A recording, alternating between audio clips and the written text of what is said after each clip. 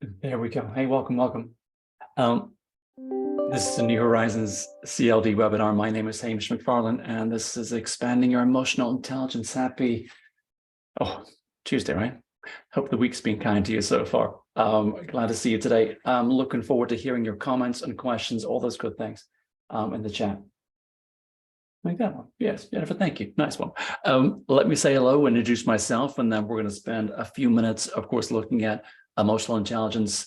What is it, what it isn't, and how we can improve it, of course, especially with the work that we do and improving our career choices, improving our possibilities, improving the relationships we have, and actually just feeling a bit better, especially in uncertain or difficult situations. All those things in the next few minutes. Goodness me. So first of all, hi, I'm the problem. It's me, yes. My name's Hamish McFarlane. I am Scottish. I live in Nashville, Tennessee, and my career has been certainly based on self-management, self-regulation, reading the room.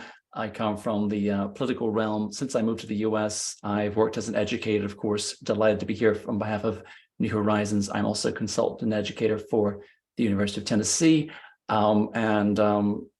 Got a bunch of cats. As it turns out, one of the cats is with us, but she's napping right now. So any cat questions, I'm gonna field those as well. Please be ready to use Zoom reactions. Please be ready to add your comments and questions in the chat. I've got my beady eye on all those good things for you today. All right. I have a question for you. I got a bunch of questions for you, to be honest. But the first question, and I'd love you to let me know what you're thinking about in the chat when you are ready.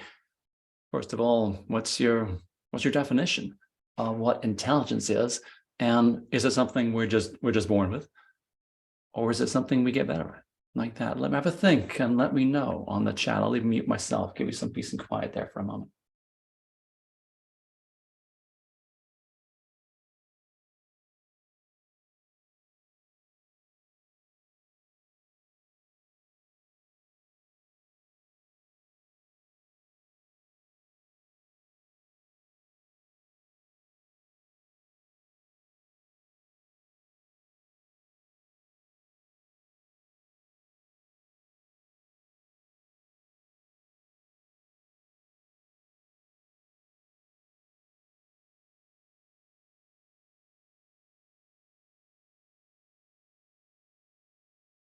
Got a good feeling about our session here. We've got a good response already. Thank you so much, Janice, Marianne, Lara, thank you. Dinah, thank you. And some positivity there, right? I'm saying that we can get better at this. So we're going to take it on in this session and think, okay, well, as long as I know what it is, I'll be looking for tools, right? I'm sure you will be as well, thinking what are some steps we can take? What's some action we can take, especially for ourselves, but also for the people we work with, the people we lead or manage, or maybe just the people we report to as well. Because of course, anyone can learn to get better with their intelligence. And of course, for our seminar, the emotional intelligence, but it's not something that just magically happens by itself. So yes, let's begin our journey here. And thank you. Yes. Okay, intelligence, the ability to acquire knowledge, can be learned, ability to learn and apply. Oh, I love this, Amber. Thank you. Applying knowledge to situations. Yes, we've got to adjust our approach. Sometimes, of course, we do. We're not one size fits all, are we? Goodness me. Chandra, it should get better over time, right? I hope it does, definitely. But again, only with that thoughtfulness, with that reflection. We're sort of keeping an eye on our learning and indeed how we're applying it to different situations as well. Oh, question about KSA. Nice one. Marianne, I'll let you feel that one. You have to need to want it as well. Gabriella, thank you. Right on. Right. This is something that is going to serve us. It's going to help us serve other people and our team and our organization. It's going to add value to our role when we're good at this, if we're deliberate, if we're thoughtful, and if we're honest, and maybe if we have a sense of humor about ourselves, and if we forgive ourselves, all the good things, of course. Okay, loving those contributions. Thank you. Keep them coming with questions and comments, of course, during our session. I appreciate you. Thank you. Nice one. Okay. Let's look at intelligence, shall we? Why not? So back in the olden days, actually not that long ago, we use, and some people, of course, or some organizations still use an IQ test to measure intelligence. It is a simplistic tool, and it's a limited tool. As well, speaking of how we can apply our intelligence, how we can apply the IQ test or IQ score, yeah, it's pretty limited because to be blunt, the IQ test really only measures how good we are at taking IQ tests. Now, if we get a good score on that, fantastic. We don't get a good score, it's not a measure of our emotional intelligence, not a measure of our social intelligence. Think of what employers want from us at a job interview. Of course, they want to know, what can we do? What have we done? But it's more than that. It's more than just the list of skills and experience on a resume. They want to know, can you do the job? They really want to know, can you do the job with them, for them, right? As well. So, and again, that's where our emotional intelligence is going to come into play. Our ability to understand ourselves and be honest with ourselves and know how to help ourselves feel better and show up in our professional space, in our leadership space, how to use our voice better as well. But of course, also how to understand how other people tick, understand how to use our influence, get into that influential space and get the best out of ourselves and other people around us, of course, as well.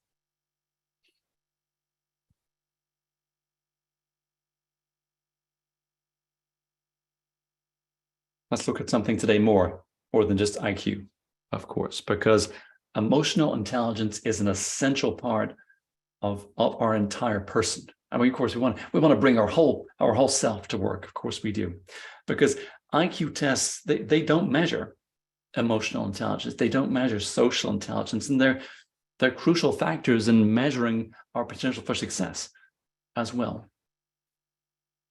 So let's take a deeper dig at emotional intelligence.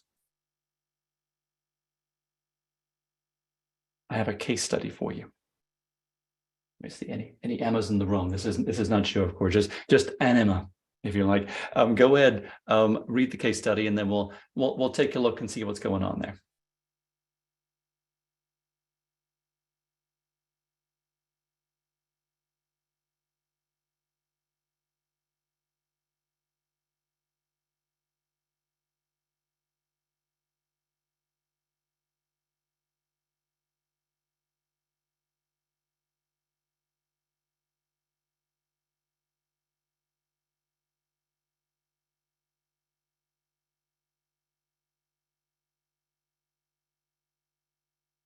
Laura, thank you. I take that point. Something's not working, right? And of course, but on the face of it, this looks like a 5-star emotional intelligence example, right? She is liked. She is responsible. She's got her team.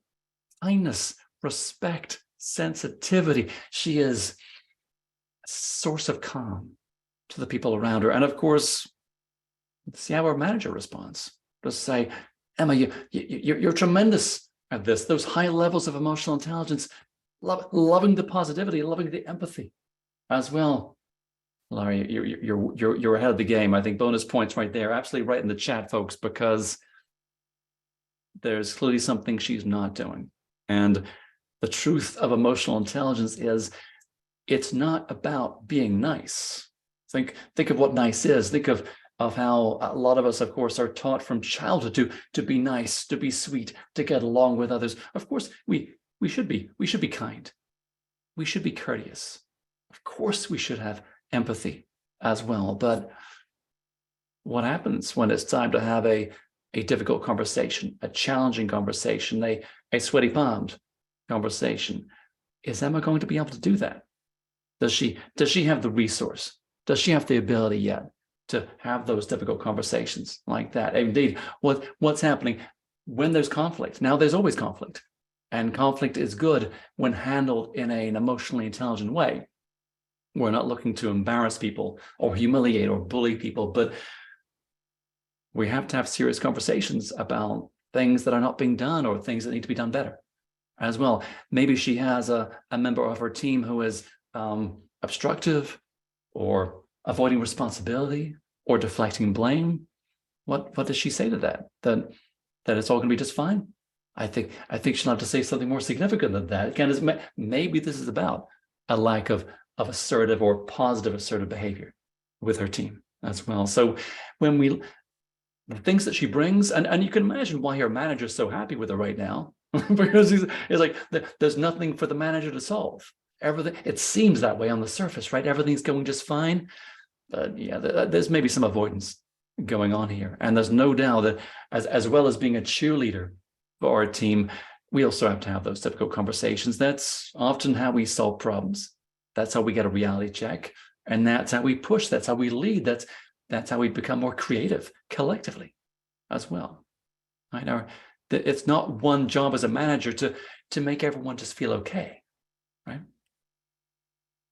I like that. We're looking for a balance. So let's see what I might do about this. There's some gaps. We're looking, as Chandra think, a balance. We're looking for a well-balanced array of specific EI competencies. And if you're thinking, well, what are they?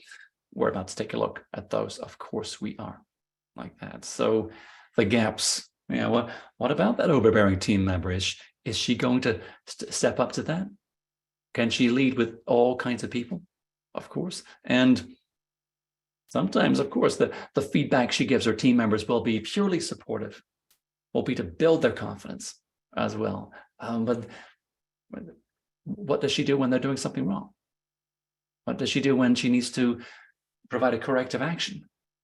Like that, there's going to be areas of discomfort. No one likes bad feedback, even though often they will need to hear about something where they have an opportunity to get better. Those are difficult conversations. Of course they are. So you can take Emma's example with you when we take a look at the EI competencies, but take your own examples with you as well. Think of times where you're bringing those superpowers to the table organizationally, and think of times where you find it difficult to express yourself or be heard, or maybe perhaps confront someone with difficult behavior, or speak up or advocate for people who maybe you're responsible for as well.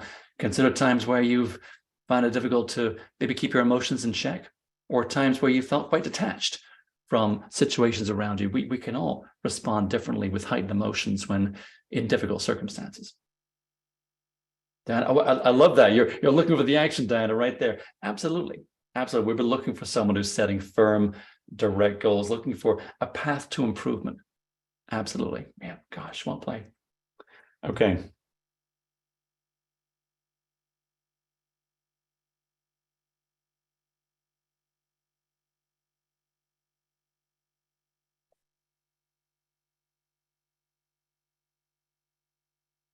We can all get better at emotional intelligence. And I've never met anyone, of course, who's perfect at this. We can all stand to improve because we change. Our circumstances change. The world changes around us with demographics, with law, with environment, with technology, with pandemics. And of course, we get older. Our responsibilities change. Our family changes. So much can go on. This is not something where we get to check the box. EI is not something where we just get to, think of the things you've learned in your life. Think of the problems you've overcome. My goodness me, from the things that seemed difficult in the moment, like learning how to tie your shoelaces as a young child, for example. I'm sure you didn't wake up this morning feeling proud that you could tie your shoelaces, but way back then in that moment, that was a big deal, of course. But so much of our learning is nothing like emotional intelligence. So much of our learning, whether it's something simple like learning how to change a light bulb, or something more complex like learning a new tech platform, learning a new language, in fact, or learning how to ride a bike. Right? Those were significant achievements, but none of them are like learning emotional intelligence. Our emotional response, which informs how we see the world, right? We see the world through our own eyes, through our own bias, through our own filter, through our own lived experience. Our emotional responses, which are formed in the limbic system of the brain, they are deeper rooted than, sure, learning a new language, learning how to ride a bike, learning how to change that light bulb, for example.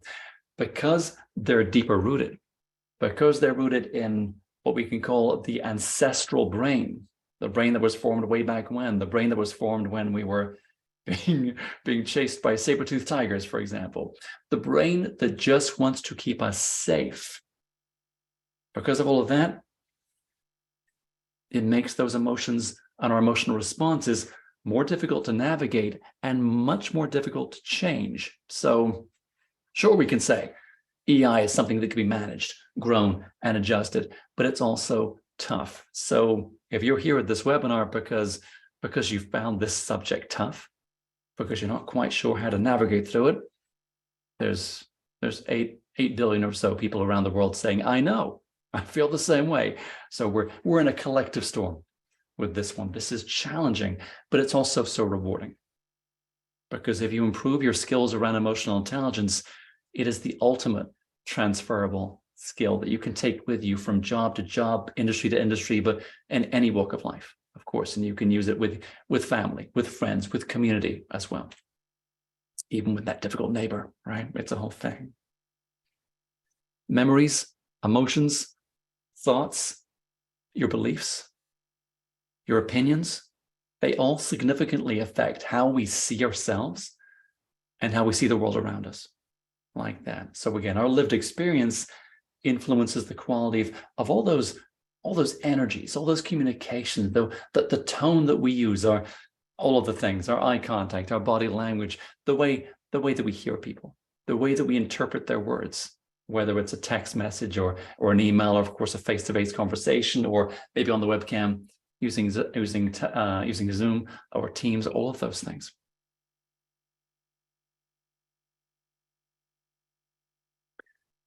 One way to measure our EI competencies is through an emotional intelligence appraisal. And let's take a look. We're not going to run that tool today. Oh, there's something, of course, I recommend you take a look for something like this, and maybe at the search engine of your choice, of course. But let's take a look at the framework, because that's really going to help us. That's going to drive the rest of our webinar. Okay, it looks something like this. There's some reading for you.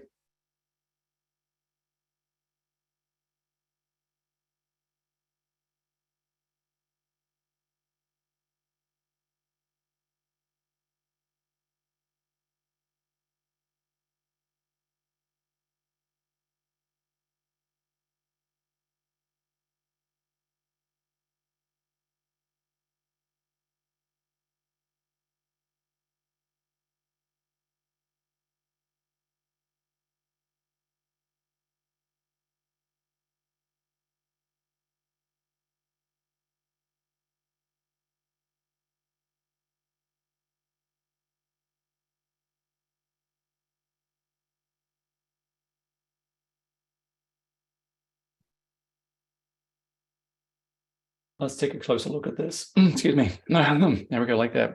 So what I'm noticing is I could draw some lines on here. There's some arrows. I want to make sure they're crystal clear for us this morning. So let's say we draw a line from north to south, like that. And then I've got my insight, my discovery around self, around others, like that. If I go to the right-hand side, well, now I've got my action. Again, action for myself and action with the relationships around me as well. So you can see self-awareness, social awareness, insightful understanding. This is discovery. And that can be, again, discovery can be a challenge. Discovery takes honesty, and it takes self-compassion as well. Because of course, we start with understanding that we're not perfect. And we're going to have some bias. We're going to have some blind spots in the way that we understand ourselves, the way that we're perceived by other people as well. But the good news is our reward for discovery, self or social discovery, is we get to take some action, right? If I recognize there's something that's holding me back, either in my moods or my temperament, or the way I navigate through uncertainty or difficult situations, or anger and sadness and all those things, there are things I can do about that. Because because we're grown-ups and we can take responsibility, but we can also take meaningful action as well. The same way in terms of relationship management. How am my behaviors being perceived? And as a leader or as a manager, as a supervisor, what about not just the way that people are behaving with me, but they're behaving with each other as well? What's making them tick? What's getting them amped up and excited? Or what's deflating them? What's reducing their energy? Or what's making them avoid or detach from certain situations as well? So got the option on the left-hand side for understanding this, and then on the right-hand side for actually doing something about it. Because again, I'm looking for all of us to solve the problems, to make this better. I'm not looking to strive for perfection with EI, because it's constantly moving and we're constantly adjusting to it. But I'm certainly looking to finish each of my working days thinking, yes, like I've gotten a little bit better with this, and I'm helping other people get a little better with it as well.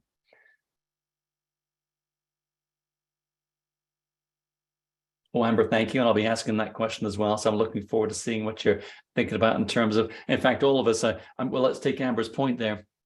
When you look at these 4 squares, yeah, I mean, have a think right now, which ones do you feel pretty good about, and which ones maybe jump out at you in terms of thinking, yeah, then that's something, maybe I don't really give that the full attention. Maybe that's something I feel uncertain about as well. And that's okay, because that's what we're here for today. To take a look at this and think, okay, where do we go next? What's our next step? What's our action point? Of course. Laura, thank you. Absolutely right. Without self-awareness, that nothing can come from this. Of course not. My goodness me. Okay. Now I drew a line from north to south. I like drawing lines apparently, so let's also do the horizontal. If I can. Here we go. Like so.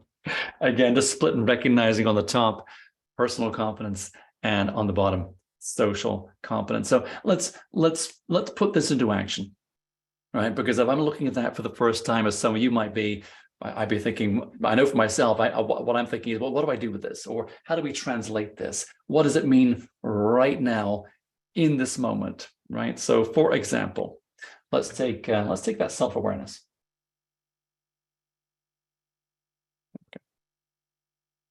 An example of that would be listening to your body and taking a moment of silence without me chatting at you.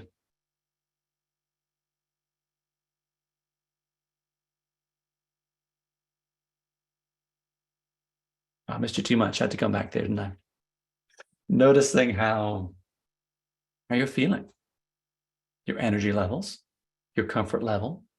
Noticing I'm at a standing desk today. If you're standing, how are you standing? If you're sitting, if you're lying down, all the positions, right? How does it feel? Like that. Are there areas I'm not looking to put anyone to sleep, of course, but are there areas of tension? Places where you might want to flex or relax. And of course, one of the biggest parts of this is about tension, is about anxiety that can manifest in all kinds of different ways, all kinds of physiological symptoms around tension, anxiety, anger, fear, all of those things. Again, our brain is trying to help us out. Our brain is looking to keep us safe as well. But of course, if we feel just terribly anxious, terribly afraid, if we feel like we're being chased by a tiger, if there's no tiger, this does not serve us, not at all, right? So the signal of anxiety from the brain, the one from our ancestral brain, which we still have, the one that is just trying to keep us safe, and the one that is saying, tiger, if we're feeling very anxious, that signal lasts 90 seconds. So we can choose what to do with this with our meaningful action. If I'm feeling anxious, I recognize that in 90 seconds, I can navigate through that feeling of anxiety at a maximum 90 seconds, and I can feel better, and I can respond, I can behave, I can communicate, I can listen, I can see reality as well, because there's no tiger. If there's a tiger, then take alternative action, of course, whatever you should do with a tiger. But assuming there's no tiger in your work life, of course, what do I do with that anxiety in 90 seconds? So leads us from self-awareness as in, oh, I'm feeling tense, I'm feeling anxious, I'm feeling angry, I'm uncertain, whatever, or I'm just very excited, I'm too excited, whatever it is. That leads us, of course, from understanding like, okay, well, I'm feeling a certain way to meaningful action. So depending on how we can help ourselves feel better, depending on how we can let some air out of the balloon that is making us feel tense or excited or anxious or angry, whatever it is. Of course, one meaningful action that we all have in our toolkit is breathing. So if self-awareness is listening to our body, breathing would be an example of self-management.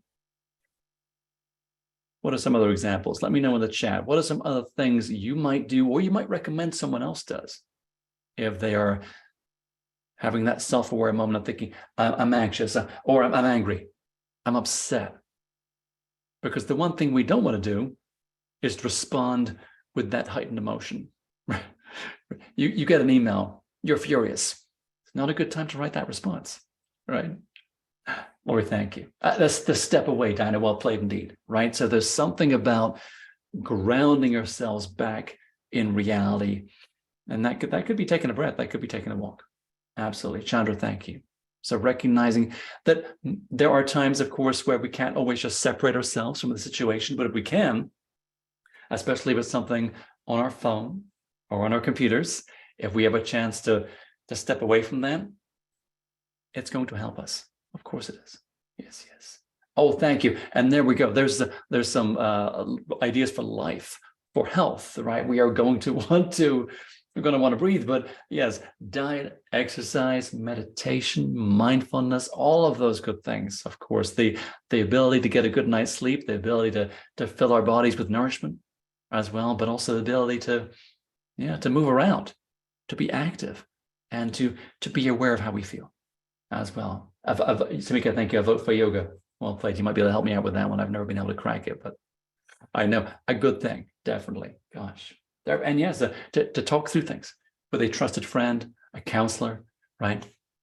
Someone we know who's got those good listening ears, of course, as well. So this could be something. Perhaps you're right. I think my pen, my doodling is a fidget tool, I suspect. Yes. Oh, I love that. The things you bring with you into this webinar, things we're sharing right now. Pretty cool, right?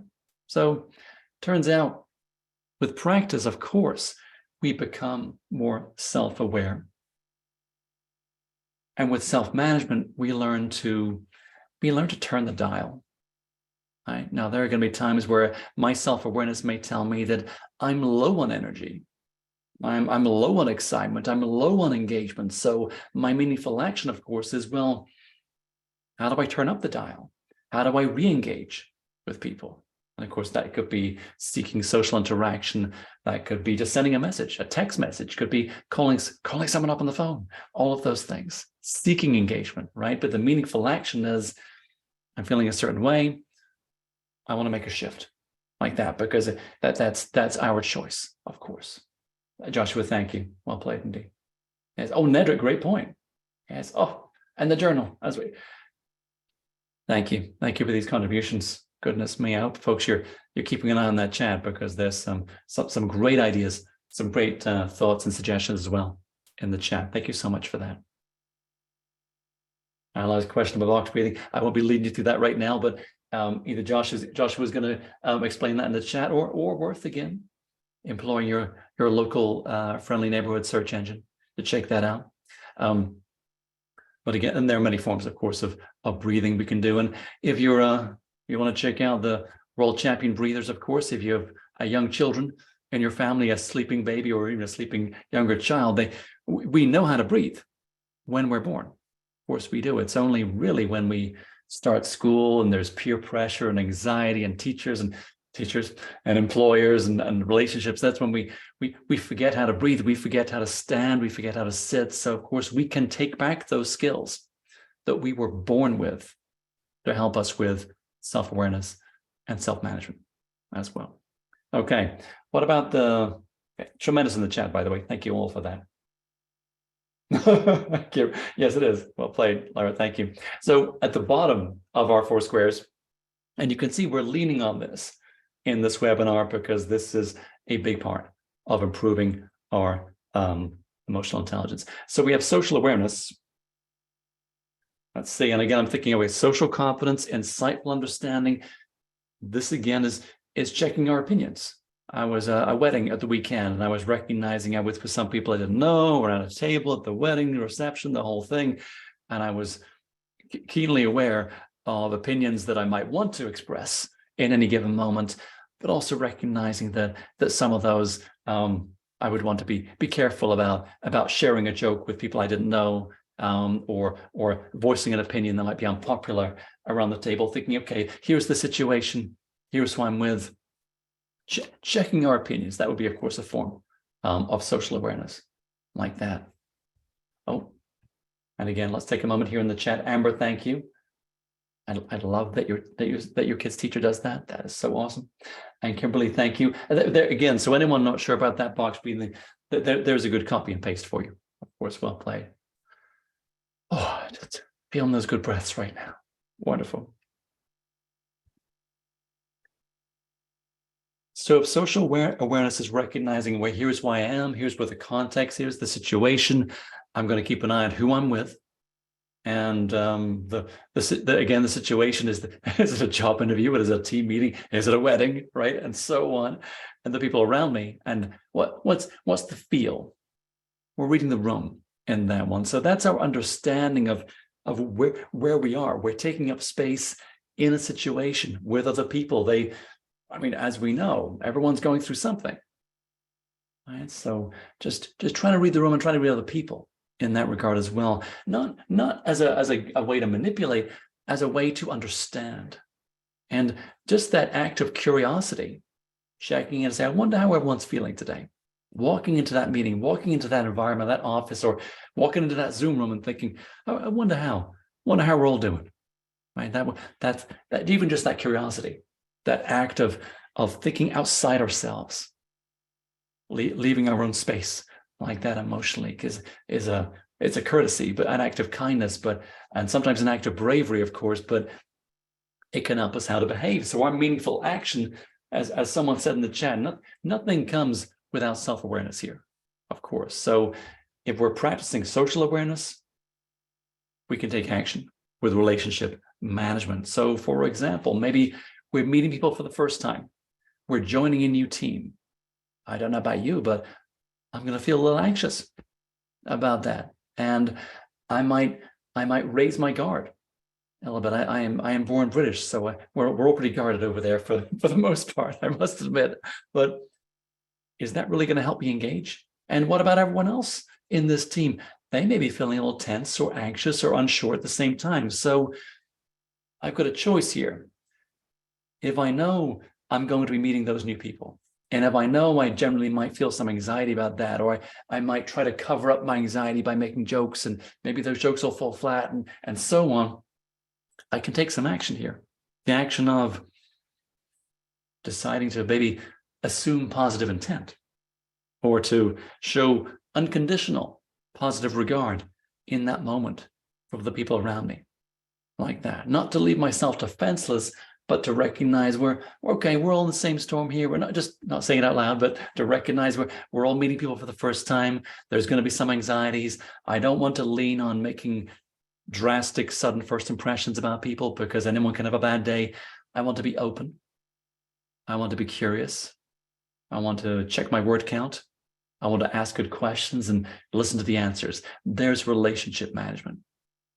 I want to be interested. I want to choose to be interested in other people like that. And that interest, that curiosity, not only does that make us more likable because we're showing an interest, doesn't mean we're psychic, doesn't mean we know them implicitly, but we want to get to know them. And that's very powerful because we're listening to them as well. Laura, thank you. And that, yes, then that often can be, as Laura mentioned in the chat, that desire to reveal. Now, again, as a British person, I might be overly guarded. Other people are going to be less guarded, and they may say too much, or they may say things that feels like they have said too much afterwards. as well, of course. All of this stems from, well, lived experience. It stems from some anxiety as well. So just recognizing as we go into that situation, or before we go into that new situation, oh, I tend to feel a little anxious, or I tend to talk too much, or I tend to clam up. We can take meaningful action. Even just preparing, well, maybe with the breathing to reduce the talking speed, or to focus on our breathing so we can listen and engage and pay attention. Because if we're angry or anxious, if we have heightened emotion, very hard to listen, very hard to focus on other people, very easy for us to turn inward like that. So anything we can do to be more relaxed and just be ourselves, our wonderful selves, it's going to help us engage in an appropriate and positive way with other people like that. Just checking my clock there. We're in a good time to take a look at, well, I've got a question for you. You know, I had some questions, of course, today. All of this is going to matter on a good day. It's going to matter a lot more on a bad day, on a difficult day, or in a bad situation, or let's be honest, when something is not going our way. When something's not going our way and we can't avoid it, can't just run away from it. That is not how professional lives are lived. Of course not. So here's my question for you. At work, when something is not going your way, tell me the feel, tell me the emotion in the chat. Maybe you feel angry. Maybe you feel panicked. Maybe you feel passive. Maybe you detach. Maybe you're ready to fight. Maybe you want to hide under a chair. All of the things. Frustration, anger, anxiety, frustration, thank you. Irritate, all the things. Oh my goodness, thank you. Jennifer, thank you. A vote for passive. Yep. A combination, Gabriel, anxious, frustration. April, I love motivation. I love it. I wanting to turn inward, right? So all of these are correct, right? There's not one emotion any of us are going to feel because we're different. We all have unique lived experiences, and all of that feeds into that initial response when as I was very generic, right? Wasn't verging on the bland. When something isn't going your way, and you all will have been thinking about different things as well. The actual event doesn't matter right now. It's just recognizing this is not what I want it to be. How do we feel like that? So all of those things in the chat, gold medal for all. Well played indeed. So what do we do about that? Right? Again, because if something's not going my way and I'm anxious, I'm frustrated, I'm confused, I'm insecure, I'm angry, I'm disappointed, it's not great energy. That was me downplaying. It's bad energy. Of course it is. It has an effect on the people around us. If I'm in a meeting, and Brittany, a fair point, you can have a rainbow of responses to all kinds of different situations, and absolutely right, that again, that just makes us human beings, doesn't it? So if I'm in a meeting and I get out of bed the wrong day, who knows, or I've had a flat tire on the way to work, or one of the cats is causing trouble, whatever's going on, and I'm in the meeting and I decide I don't think I've been heard. I don't think I've been listened to, or I'm not sure what the answer is, or I'm feeling a pressure to come up with a solution. I'm feeling a pressure to, well, here I am as an educator. Do I feel a pressure to convey meaning, to check understanding, to encourage participation? I'm going to feel that pressure sometimes. And of course, if I don't get, if there's misunderstandings in a classroom, if I don't, well, obviously I've gotten participation today because you brought that, folks, and I thank you for it. But what if I don't get it? What's my feeling then? Is it fear? Is it anger? Is it resentment? Is it all of those, or do I turn inward? I'm going to feel my feelings. We feel our feelings. Okay, can't stop them. Go ahead, feel them. It's okay, but I can't respond in that way. I can't behave in that way. If we have this webinar right now in this moment, and I get nothing in the chat, and that makes me anxious, and then I deliver the rest of the webinar as anxious Hamish, it's not going to encourage participation, because you always, we got the anxious presenter, or we got the angry presenter, or the detached presenter. None of those things are going to help the outcome. So we feel our feelings. What do we do about it? How do we respond? How do we navigate as well? Okay, so first of all, let me clean up my slide. There we go.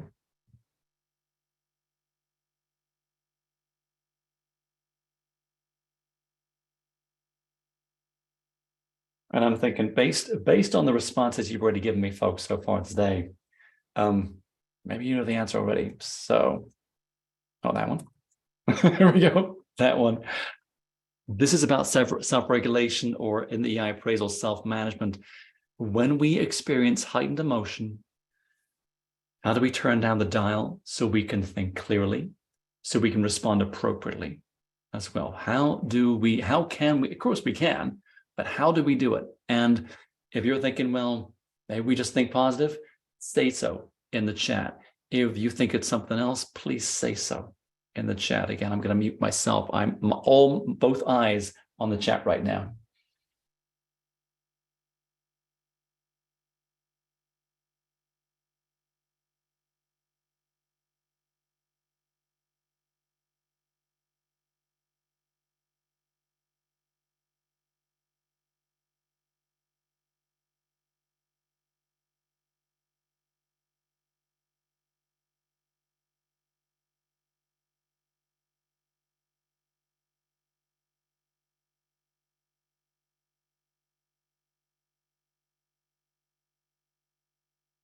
Well, so far, so fabulous. Oh, Sachi, thank you. Talk it out.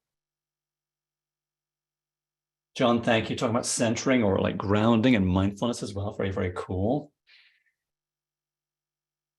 April, I mean, my goodness, I can't comment on all these, but they're all fantastic. I thank you for this. April's a focus on the goal or the outcome.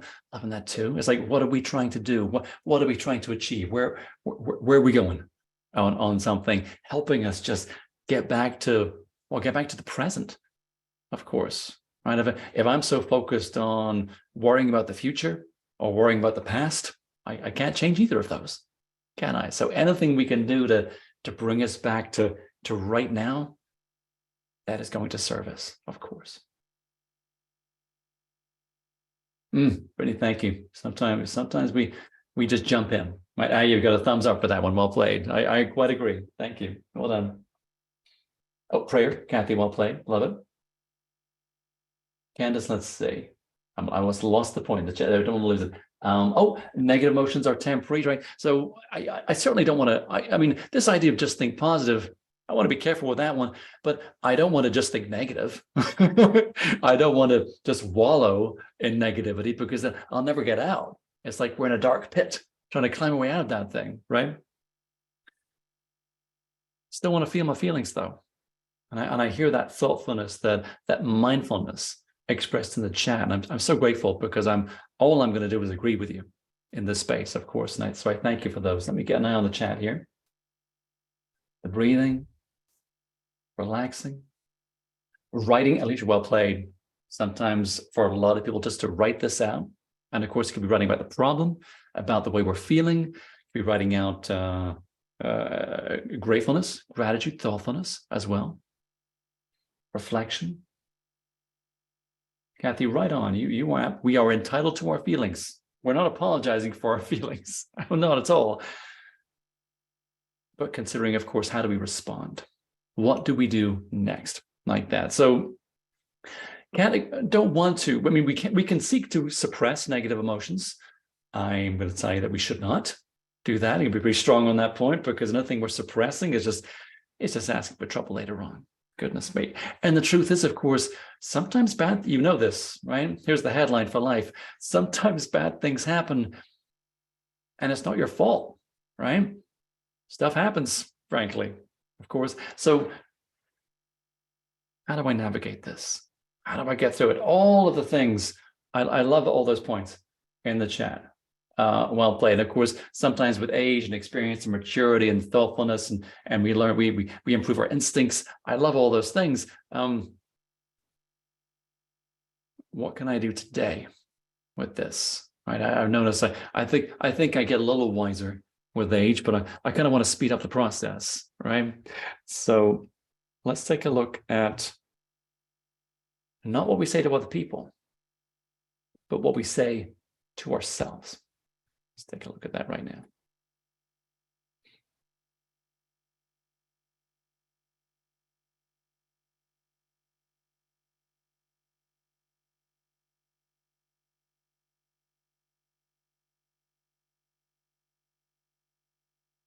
The emotions that you expressed in the chat when something's not going your way, fear, anxiety, detachment, all those things, they are high emotion thoughts and they are threat focused.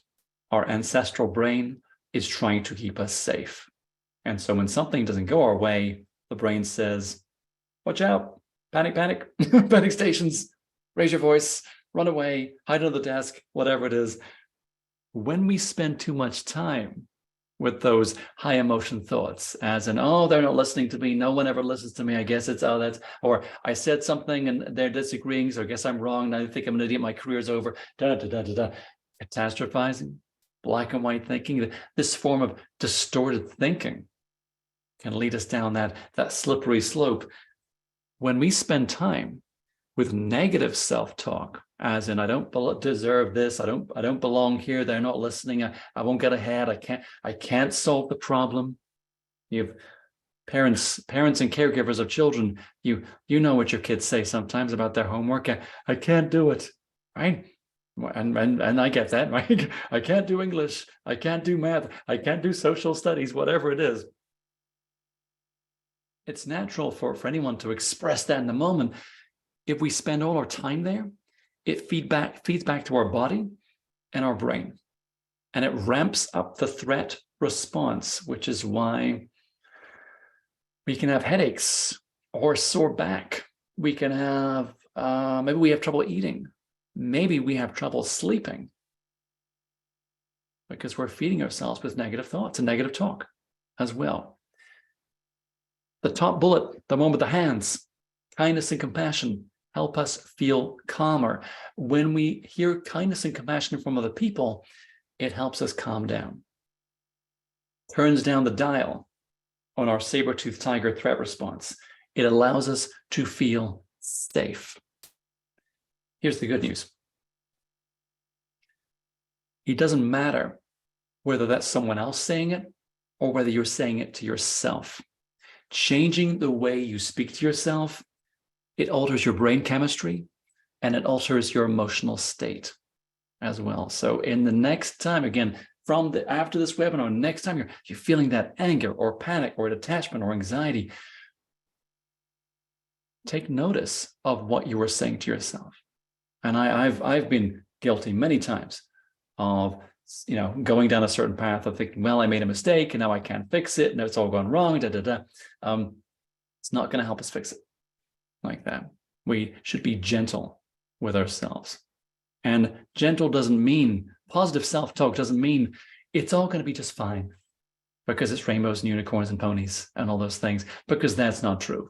That's dishonest, of course, like that.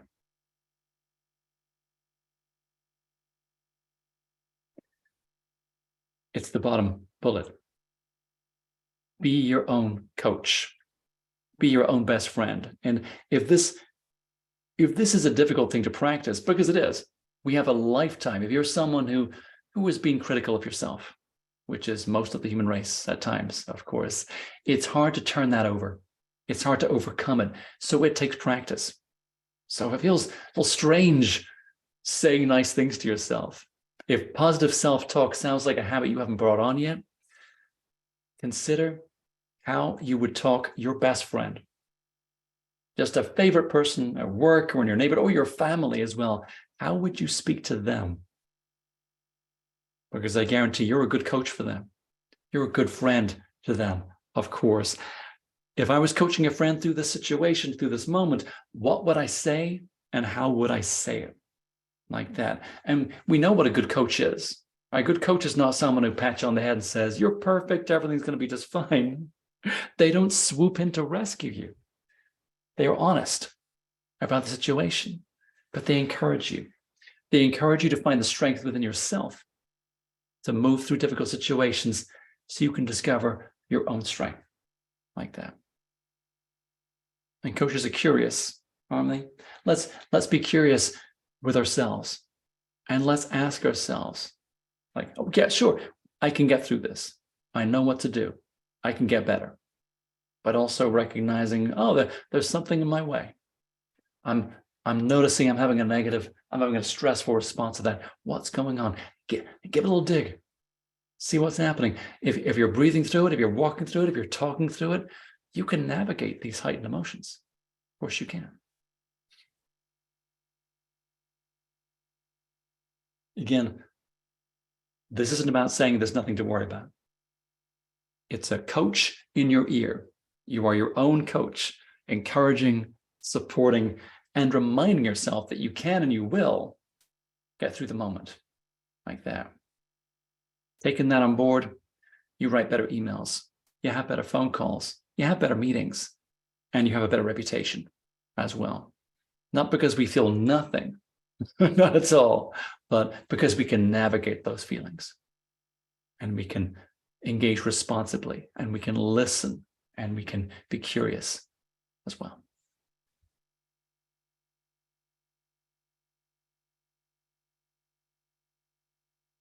I'm going to take a look at words in the last few minutes of our webinar here, because words are powerful. Of course they are. Let's take a look. It is culturally specific. I know of the train. Yes, the little engine. Well played with that. Absolutely right. That's some positive self-talk right there, isn't it? Goodness me, well played. Thank you for that.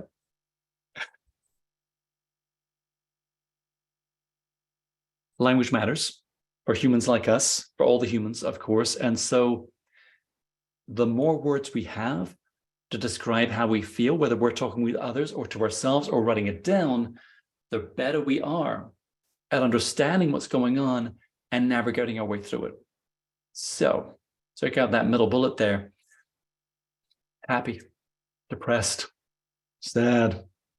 Well, I mean, what is happy? Happy is not enough, right? So if I feel passionate, maybe that's happiness. If I feel calm and content, maybe that's happy. If I feel excited and energized, maybe that's happy. Happy's not covering them like that. John, I take that point. Thank you. We can choose how we navigate through this 100%. What's depressed? Is that sadness? Is that agitation? Is that numbness? Is it uneasiness? Is it flat like that? If we're looking to increase our vocabulary so that we understand ourselves better and understand other people better and therefore improve our emotional intelligence, they've done some research on this. Let's take a look. There we go. The emotions wheel. And again, you can find this via your local friendly neighborhood search engine, of course. So this is from Robert Plutchik. And the way that if he were here today, he would draw your attention to kind of the middle circle here: anticipation, joy, trust, and so on, because these are from Robert Plutchik, the 8 core emotions that drive how we feel and also can drive our behavior as well. And notice the opposites here, or the other sides of the spectrum, opposite pairs. We've got sadness here and joy. You've got anger and fear, expectation. Oops, I lost my expectation. It's there somewhere. And surprise. Oh, anticipation and surprise. I beg your pardon. Acceptance and disgust, like that. So, according to Plutchik's theory, which I'm well on board with, is these basic emotions can, of course, intensify. They can dissipate and become milder, and they can even combine to produce any emotional state. Now, Kathy, I see a question in the chat. Absolutely, I love that point. And so, Kathy, a writer called Daniel Pink has written an entire book on this, Kathy, called The Power of Regret. And he endorses regret, or thinking, oh, I wish that didn't happen, or why did that go so poorly?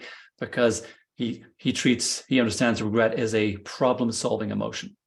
as well. So absolutely, there are times where I'm going to want to tap into my happiness, my energy, but also times to recognize that, yeah, times are tough.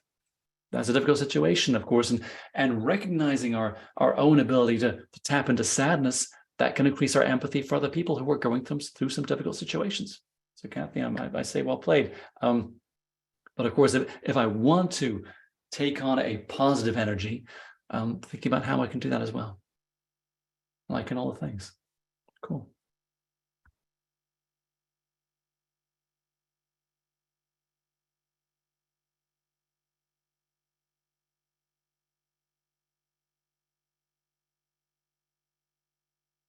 Using emotions to facilitate thinking. That's quite a profound thought to finish off our webinar. Goodness me. But how we feel determines how we see things. Right? Again, this is a lived experience. This is our ancestral brain trying to keep us safe. I want to feel my feelings, and I want to feel absolutely tap into a mix of positive and negative for problem solving, for empathy, for energy, for centering myself and getting that reality check on how things are going as well. With an increased vocabulary, an increased self-awareness, and organizational awareness, and understanding of the people around us, of that breathing, of that lexicon of emotions, I can understand myself better, and I can understand other people better as well. And having this understanding, it doesn't just, although it's good enough, it doesn't just help us understand ourselves, but it also helps inform the way we interact with other people as well.